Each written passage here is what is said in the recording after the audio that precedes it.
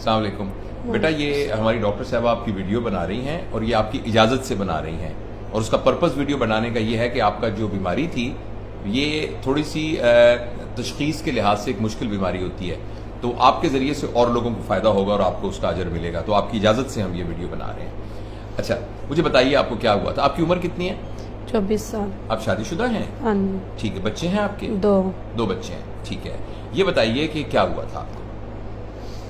میں رمضان شریف میں روزے رکھ رہی تھی، روزہ کیونکہ میں روزہ تو رکھ لیتی تھی کھانے کھا پی کے، پھر اس کے بعد جب میں روزہ کھولتی تھی نا پانی کے ساتھ ہی کھولتی تھی، میرے فروٹ میں کوئی بھی نہیں کھاتی۔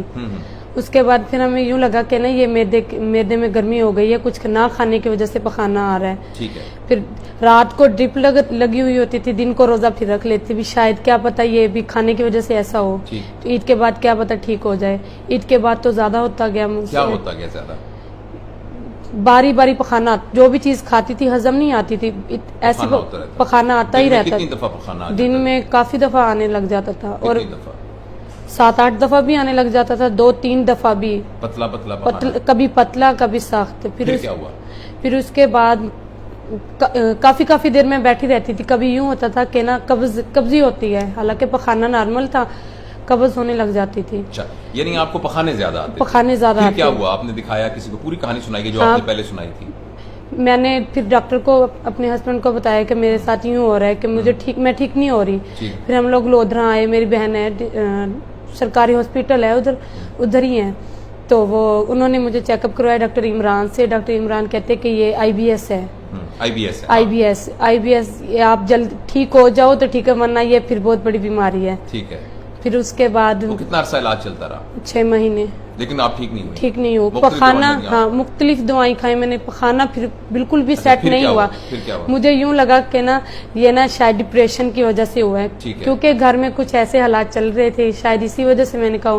پھر اس کے آپ ایک نفسیاتی ڈاکٹر کے پاس؟ نفسیات، بہت زیادہ نفسیات کے پاس میں گئے۔ ڈپریشن کی اتنی زیادہ گولیاں کہ پخانہ کالا آنے لگ گیا، پھر مجھے اتنا مسئلہ، گولیاں میں کھاتی تھی، مجھے نشہ ہی نہیں گولیاں سے ہوتا تھا، بالکل بھی نہیں۔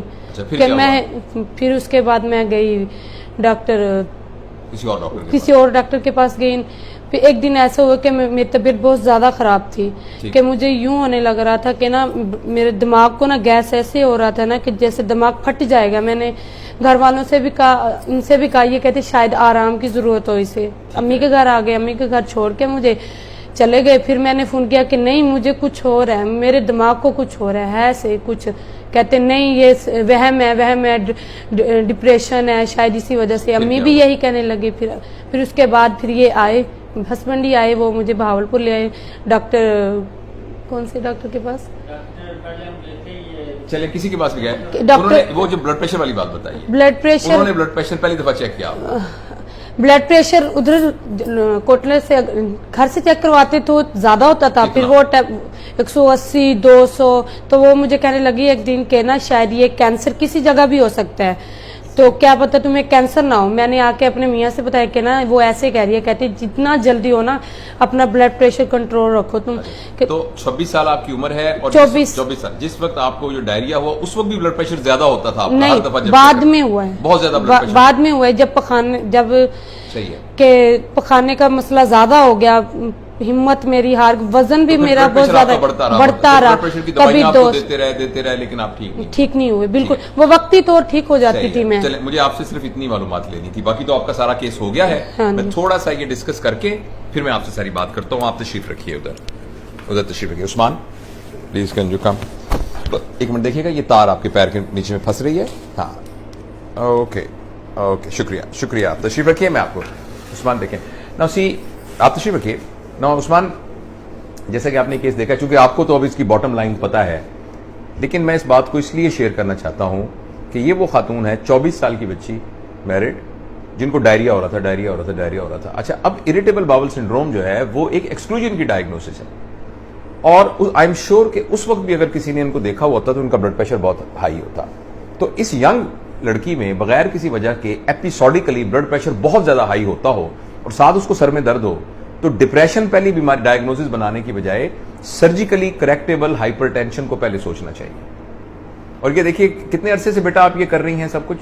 रमजान शरीफ से। यानी तकरीबन 8-9 महीने से। हाँ जी। तो for last 8 and 9 months she has been treated by gastroenterologists, by physicians as a case of first of all infective diarrhea, later on as a case of irritable bowel syndrome, and then she was जब वो ठीक नहीं हो रहा था नहीं आपको depression है, and I have seen the prescription she was given even antipsychotic drugs, right?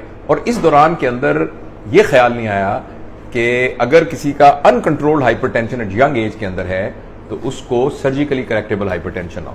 तो बहरहाल हमने इनको जब देखा तो उसी लाइन के ऊपर इन्वेस्टिगेट किया तो इनका वीएम में बहुत ज्यादा हाई है और सीटी स्कैन ने हमें बताया कि on the left suprarenal there is a mass which is a रिसेप्टेबल mass, right?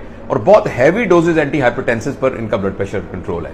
तो ये एक छोटा सा इंपॉर्टेंट पेशेंट है क्योंकि हमारे इस चैनल को बहुत सारे हमारे सर्जिकल रेजिडेंट्स और डॉक्टर्स देखते हैं, तो I found it interesting and this is why with her permission हमने इसको वीडियो रिकॉर्ड किया। प्लीज याद रखिएगा अगर किसी पेशेंट को डायरिया हो रहा हो बहुत ज्यादा तो उसको कोई न्यूरो एंडोक्राइन ट्यूमर हो सकता है, पैंक्रियास का कोई ट्यूमर हो सकता है, उसको फियोक्रोमोसाइटोमा हो सकता है और साथ उसके हाइपरटेंशन जिसमें इनको एपिसोडिक सर को ऐसे लगता था जैसे फट रहा है ना?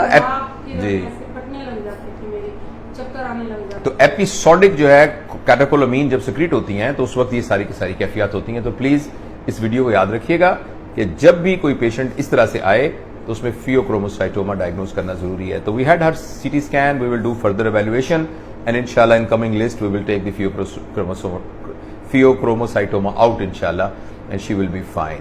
So thank you very much for watching, and if you subscribe our channel which is from knowledge to knowing, and you can just go to YouTube and click Surgeon Javed 1, SURGEON JAVED 1, this one word, then you can subscribe this channel and you will have similar videos and videos on other topics of medical education, ethics and personal grooming on this channel. Thank you very much for watching.